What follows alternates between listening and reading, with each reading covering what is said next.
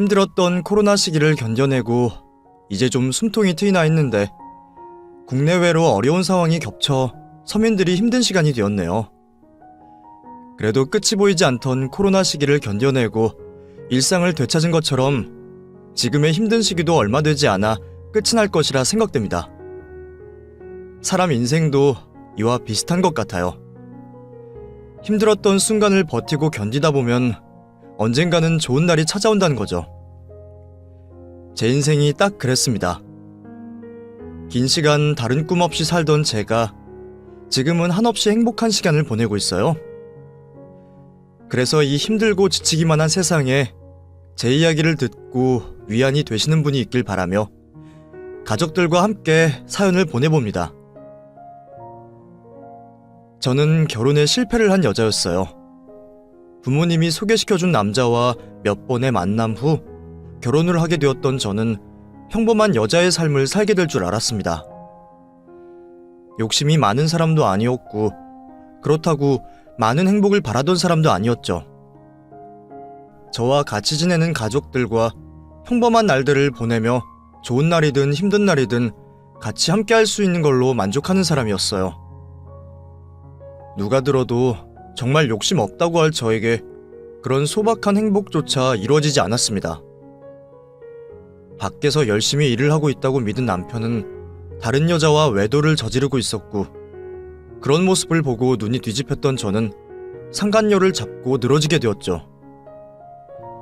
남편은 상간녀의 편을 들며 저를 나무랐고 그날의 일은 여자로서 잊을 수 없을 만큼 치욕적인 날이 되었습니다. 남편과 더는 결혼 생활을 이어갈 수 없다고 생각했는데 남편 쪽에서 먼저 이혼을 요구하며 저에게 이혼 소송을 걸어왔죠.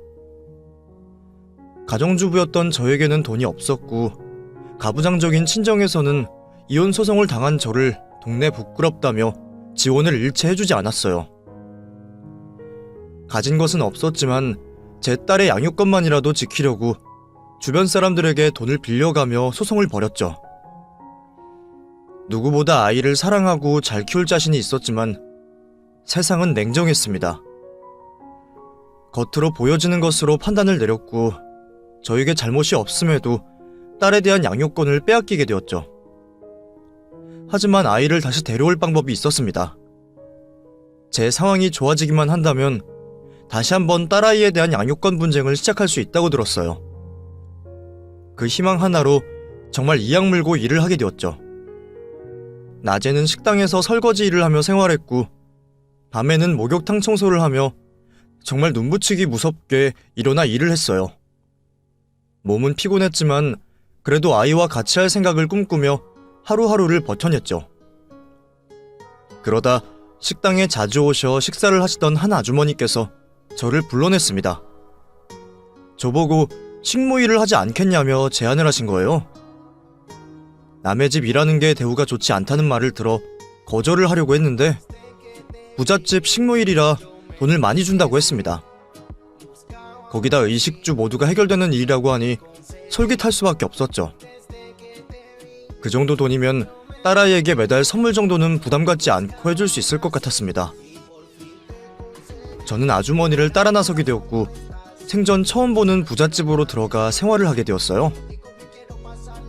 그 집안 가족분들에게 인사를 하고 집 구석구석을 돌아다니며 해야 할 일을 듣게 된 저는 이사를 한 다음 날부터 일을 시작했습니다.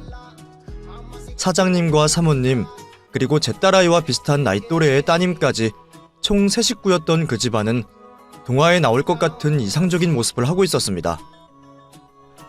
부족함이라고는 눈을 씻고 찾아봐도 없는 모습에 잔뜩 긴장을 한 채로 일을 하기 시작했죠. 그러다 제법 일이 익숙해질 무렵부터 제가 몰랐던 집안의 모습들이 보이기 시작했어요. 완벽해 보이는 사장님과 사모님의 사이가 겉으로 보이는 것보다 좋지 않았던 겁니다. 항상 가정이 우선이고 가족 간의 단합을 하려고 노력하던 사장님과 달리 사모님께서는 집안 대소사는 물론이고 자신의 딸에게도 소홀했어요. 관심은 오로지 사치품을 모으는 것과 주위 사람들에게 둘러싸여 놀러다니는 것이었죠.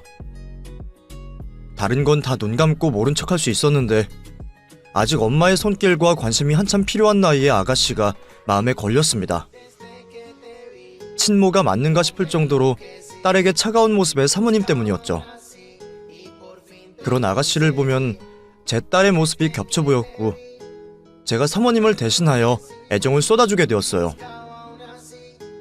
아직 나이 어린 아가씨는 금방 저에게 경계심을 풀었고 항상 자신에게 관심을 쏟아주는 저를 쫓아다녔고 그런 아이가 귀여워 애정을 듬뿍 주게 되었어요. 그렇게 제 생활도 안정이 되자 아이의 양육권을 되찾을 행동도 하려고 했습니다. 그런데 딸아이에게 선물을 주려 찾아간 날 환하게 웃고 있는 아이를 보게 된 거예요. 전 남편이 새 여자와 만나 결혼했고 그 여자가 제 딸의 엄마가 되어 있었습니다. 갓난아기였던 아이는 이제 엄마 정도는 알아볼 정도로 자라 있었죠. 그 모습을 보니 제가 아이를 데리고 오는 게 맞는 건가 싶었어요.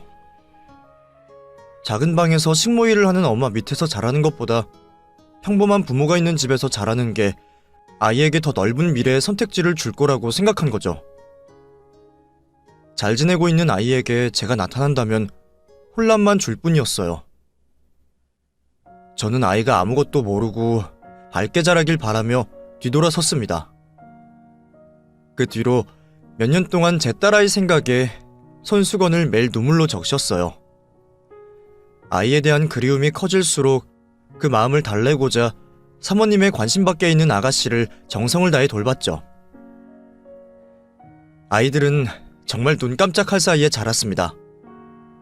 벌써 아가씨가 초등학교를 들어갈 나이가 되었고 저 역시도 이 집안에서 생활한 지 3년이라는 시간이 흘렀죠.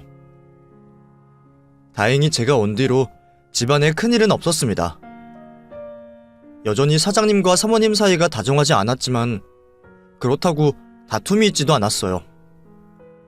그런데 제가 크게 놀라게 된 사건이 생기게 됩니다. 사장님께서 출장을 나가시게 되어 길게 집을 비우게 되었는데 사모님께서 저와 아가씨가 있는 집에 웬 남자를 데리고 온 거예요.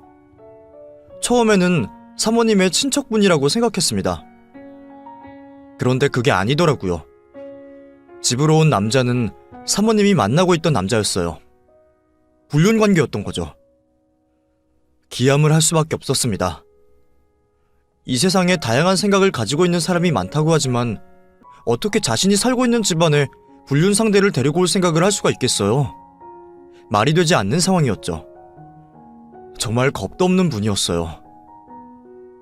남자를 데려와서는 뭐가 이상하냐며 저에게 평소처럼 행동하라고 했죠. 저야 모른 척하고 있으면 되었지만 아가씨가 문제였습니다.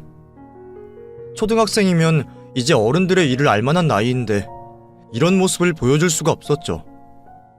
최대한 마주치지 않는 방법을 생각한 저는 아가씨의 방에서 야영을 한 것처럼 꾸미고 최대한 위층에서만 생활할 수 있게 했습니다. 어쩔 수 없이 밑으로 내려가야 할 때는 최대한 남자와 마주치지 않게 하고요. 그렇게 제 노력 끝에 사모님의 외도 상대가 있는 동안 아가씨는 단 한 번도 마주치지 않았어요.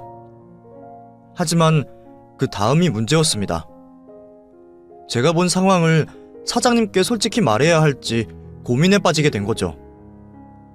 그 집에서 일하는 가정부인 제가 두 분 사이 일에 관여하는 게 맞지 않는 거라 생각했어요. 그런데 그 순간에도 아가씨가 마음에 걸리더라고요. 혹시 아가씨가 자라면서 사모님의 저런 행동을 알게 된다면, 보지 말아야 할 장면이라도 보게 된다면 이건 정말 큰 문제가 아닐까 싶었죠. 사장님보다는 아가씨를 위해서 말을 꺼내야겠다고 생각했습니다. 그렇게 출장에서 돌아온 사장님께 제가 본 사모님의 모습을 조심스럽게 이야기하게 되었어요. 네, 알겠습니다. 주애가 눈치채지 못하게 해주셔서 감사해요. 앞으로 이런 일 없도록 하겠지만 혹시나 비슷한 일이 생기면 그때 또 부탁드릴게요. 부끄러운 모습 보여드려 죄송합니다. 비슷한 일이요? 사장님, 주위의 아가씨 생각하시더라도 그렇게 말씀하시면 안 되죠. 아이에게 그런 모습은 영원히 남아요. 저도 무슨 말씀인지 알고 저 여자와 갈라서고 싶지만 상황이 복잡합니다. 아내가 바람피고 있다는 건 저도 진작에 알고 있었어요. 이미 저희 관계는 끝난 상황이라 쇼윈도 부부나 마찬가지고요. 전부 다 설명할 수는 없지만 결혼 생활은 유지할 수밖에 없네요. 그리고 전부터 말씀드리려고 했는데 우리 주애를 아내 대신에 신경 써주셔서 감사합니다. 제가 어떤 식으로든 감사의 표시를 전하겠습니다. 사장님께서 모든 걸 알고 계시고 사정이 복잡하다고 하니 제가 더 말할 것이 없었습니다. 그제서야 이 집안이 다르게 보이고 주애 아가씨와 사장님 두 사람 모두 불쌍해 보이더라고요. 사모님은 자기 인생 즐기는데 여념이 없었지만 사장님은 어떻게 해서든 이 위태로운 가정을 지키고 있는 게 그제서야 눈에 보이기 시작했죠. 용쓰는 사장님의 모습이 안쓰러웠던 저는 좀 더 신경을 쓰기로 했습니다. 최대한 사장님이 좋아하는 반찬들과 요리로 상을 차리고 건강에 좋은 음식을 만들면서 말이죠. 이런 상황에 주애가 잘 자라려면 무엇보다 사장님이 중요했고 건강한 게 최고라고 생각이 들었거든요. 그렇게 하나둘씩 사장님을 챙겨주다 보니 어느새 가벼운 농담을 할 정도로 가까워졌어요. 저는 주애 아버지이고 비슷한 아이가 있는 같은 학부모의 감정으로 사장님을 대했는데 사장님께서는 그런 저의 행동을 착각하셨나봐요. 저에게 이성적으로 다가오시려고 하더군요. 가정이 있는 남자에게 오해할 여지를 품게 한 제 잘못이었습니다. 아무리 좋은 사람이고 마음 둘 곳 없는 남자라고 하지만 엄연히 가정이 있는 사람에게 마음을 품거나 줘서는 안 된다고 생각했죠. 저는 사장님께 먼저 마음이 없음을 표하고 오로지 이 집의 식모로서 사장님을 대했습니다. 혹시나 오해할 거리를 단 하나도 만들지 않았죠. 그런 제 모습에 당황을 했던 사장님은 그 뒤에도 제게 마음이 있다는 걸 알게 모르게 표현했지만 저는 끝까지 모른 척하며 제 역할에 맞게 행동했어요. 사장님도 제 마음을 알았는지 어느 시점 이후로 저에게 사적인 행동을 하시지 않았죠. 또다시 반복된 생활을 하게 되었고 주애 아가씨가 자라는 모습을 내 딸의 모습처럼 생각을 하며 뿌듯해하고 있었어요. 그렇게 제가 이 집에서 일을 하게 된 지도 10년이 훌쩍 넘어가고 있었습니다. 말도 많고 탈도 많은 집이었지만 사장님 가족들 모두 아슬아슬하게 가정을 유지 중이었죠. 사장님과 아가씨에게는 문제가 없었지만 아직까지 정신을 못 차린 사모님이 문제였습니다. 여전히 남자 관계가 복잡했고 집안보다는 밖에 있는 시간이 많았죠. 하지만 그것보다 더 심각한 문제가 있었어요. 바로 사모님이 자신의 딸에게 보이는 태도 때문이었죠. 시간이 지나면서 성장을 해가던 아가씨는 사장님의 얼굴을 똑 닮아가고 있었습니다. 사장님의 말끔한 외모만큼이나 예쁜 얼굴을 하고 있던 아가씨를 사람들 모두 예쁘다며 칭찬하기 바빴지만 딱 한 사람, 사모님만 불만스러워했고 안이 꼽게 생각했습니다. 이유는 다들 예상하시는 것처럼 자신의 남편을 닮았다는 이유였죠. 부부 사이에 낳은 자식이 부모를 닮는 건 당연한 소리였고 흔히들 첫째 딸의 경우 아빠를 많이 닮는다고 하잖아요. 사모님은 그 모습이 싫었던 것 같습니다. 이제 사춘기에 들어선 자식에게 대놓고 미워하는 모습을 보였죠. 정말 일상에서 흔히 있을 수 있는 일을 가지고 괜한 트집을 잡았습니다. 무슨 소리야? 주애 너야? 죄송해요, 엄마. 계단 내려오다 슬리퍼가 벗겨져서 안 넘어지느라 소리가 좀 났어요. 너는 내가 몇 번을 말해야 알아들어? 그리고 그놈의 슬리퍼는 왜 맨날 너만 벗겨지니? 내가 슬리퍼 안 벗겨지는 걸로 사라고 했어, 안 했어? 왜 엄마 말을 뭐같이 듣니? 하여튼 말 안 듣는 건 지 아빠를 쏙 닮아서. 죄송해요. 저 표정 좀 봐. 꼭 네 아빠가 미안한 표정이랑 똑같잖아. 네 아빠 닮은 얼굴 꼴도 보기 싫으니까 네 거 볼일 보고 빨리 올라가. 이제 겨우 중학생인 딸에게 하는 말 치고는 너무 심한 말이었습니다. 다 큰 성인이 그 말을 듣는다고 해도 마음에 큰 상처를 받을 만한 말이었죠. 그런 말을 정말 수시로 하고는 했습니다. 특히 주애가 사장님과 닮은 행동을 할 때는 그 정도가 더 심했죠. 그렇다고 제가 두 사람의 사이를 중재하거나 이빠른 소리를 사모님께 할 수도 없었어요. 제가 끼어들었다가는 괜히 문제만 더 크게 만들 뿐이었죠. 제가 할 수 있는 거라곤 마음에 상처를 입은 아가씨 마음을 만져주는 것밖에 없었습니다. 아가씨, 제가 아가씨 좋아하는 쿠키 좀 해야 하는데 먹지 않을래요? 입맛 없어서요. 그냥 거기 두고 가주세요. 나중에 먹을게요. 아까 전에 사모님께 들은 소리 때문에 그래요? 너무 신경 쓰지 말아요. 알다시피 사모님이 워낙 소리에 예민하시잖아요. 그리고 아가씨 내려오기 직전까지 친구분과 전화로 다퉈서 괜히 더 아가씨께 예민하게 구신 거예요. 이거 먹으면 기분이 좀 풀릴 텐데. 아줌마, 제가 정말 모른다고 생각하시는 거예요? 아니면 정말 아무것도 모르시는 거예요? 아줌마도 여기서 지내게 되신 지 벌써 10년이 넘었는데 저희 엄마와 아빠 관계 아실 거 아니에요. 그리고 엄마가 어떻게 하고 다니는지도 알고 있을 거고요. 네? 그게 무슨 소리예요? 저야 가사 일하는데 바쁘다 보니 정신이 없어서.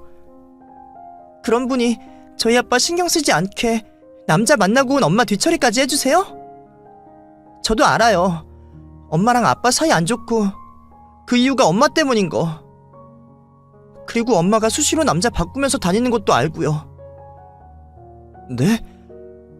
그걸 아가씨가 어떻게...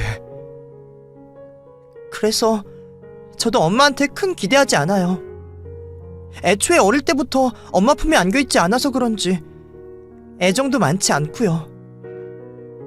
오히려 아줌마가 제 엄마처럼 느껴질 때가 더 많아요. 사실 이 쿠키도 제가 기분 안 좋을까봐 일부러 만들어서 오신 거잖아요. 우리 집에 쿠키 좋아하는 사람 나밖에 없으니까. 괜히 이런 거 힘들게 만들지 않아도 되니까 나 걱정되면 그냥 내 방에 와준 다음 대화 상대 해주세요. 누구한테 툭 털어놓고 이야기하고 싶은데 가족, 그것도 엄마에 관한 이야기라서 친구들한테 이야기하기가 뭐해서요. 애들이 뭐라고 생각하겠어요. 엄마 사랑도 못 받는 애라고 뒤에서 제 욕할 게 뻔하잖아요. 그러니까 나랑 같이 엄마 험담이나 실컷 같이 해요. 아줌마도 우리 엄마한테 쌓인 게 많을 거 아니에요. 제가 사장님과 사모님의 복잡한 사이를 설명하기도 전에 아가씨는 부모님의 상황을 모두 알고 있었습니다. 그리고 덤덤히 받아들이고 있었죠. 그 모습이 더 가슴 아프더라고요. 또래 아이들처럼 짜증내고 화를 내면 더 좋으련만 다른 불평불만 없이 제게 스트레스를 풀 수 있는 대화 상대를 해달라는 부탁이 너무 안타까웠습니다. 아가씨를 보니 어딘가에 있을 제 딸도 자신의 상황을 담담히 받아들이고 있지는 않을까 싶어 아가씨 마음이 더 이해가 되었죠. 저는 누가 옳다 그르다 하지 않고 아무 말도 없이 아가씨의 말을 들어주기만 했습니다. 어릴 때부터 제가 키우다시피 해서 그런지 몰라도 저를 무척이나 따르던 아가씨는 그날 저에게 솔직한 마음을 이야기한 이유로 더 저를 의지하는 것 같았어요. 일로 바쁜 아버지, 자신에게 매정하고 차가운 어머니를 대신하여 저를 자신의 보호자라고 생각하는 듯 했죠. 저에게 의지하는 아가씨가 저도 좋았습니다. 제 딸에게 해주지 못한 것들을 대신 해준다고 생각할 수 있었거든요. 그런 이유로 저와 아가씨는 다른 누가 보면 모녀지간이라고 보일 정도로 다정하게 지냈습니다. 그러다 사모님이 먼저 세상을 떠나시는 사고를 당하게 되었어요. 하필 만나고 있던 남자와 여행을 가던 길에 당한 사고라 사장님이 다른 사람 모르게 일을 수습하게 되어 바쁘시게 되었고 제가 사장님을 대신하여 아가씨를 맡아 돌보게 되었죠. 사장님께서는 사모님의 사망에도 큰 동요가 없었습니다. 어쩌면 당연한 모습일 거예요. 부부라는 법적인 인연을 맺게 되었지만 지난 결혼 생활 내내 한 집에서 생활만 같이 했을 뿐 남보다 더 못한 사이였으니 말이죠. 그런데 아가씨마저 사모님의 죽음에 큰 슬픔을 보이지 않았습니다. 물론 사장님의 모습처럼 감정의 동요가 하나도 없는 건 아니었지만 엄마의 죽음을 인지한 딸의 모습처럼 보이진 않았죠. 하지만 어떻게 되었든 가까운 사람의 죽음으로 두 사람에게 영향이 아예 없을 거라고 생각하지 않았어요. 사장님과 아가씨 두 분이 표현을 안 하거나 못 느끼고 있을 뿐 분명 내적인 부분에 심한 충격이 있을 거라고 저는 생각했죠. 그래서 장례를 마치고 난 후 이전보다 두 사람에게 신경을 몇 배로 더 쓰게 되었습니다. 작은 행동들 모두 유심히 살피며 말이죠. 그리고 좀 더 밝은 분위기의 집안을 만들 수 있게 노력했어요. 다행히 제 노력 때문인지 사장님과 아가씨 간의 대화 시간이 많아졌고 전보다 분위기가 좋아졌죠.